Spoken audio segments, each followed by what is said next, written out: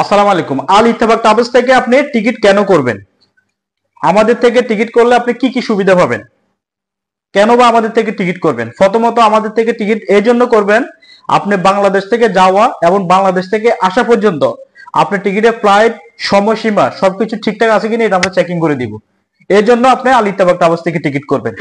Second হচ্ছে, আপনি বাংলাদেশ থেকে যখন যাবেন ব্যাগেজটাকে কিভাবে নিতে হবে, বিমান বাংলাদেশ টিকিট করলে কিভাবে কার্টন করতে হবে, এয়ার আরবে টিকিট করলে আপনাকে কিভাবে কার্টন করতে হবে, কার্টনের সাইজ কতটুকু হবে, বিস্তারিত আমরা আপনাকে বুঝিয়ে দিব। এই জন্য আপনি আল ইত্তেফাক ট্রাভেলস থেকে টিকিট করবেন।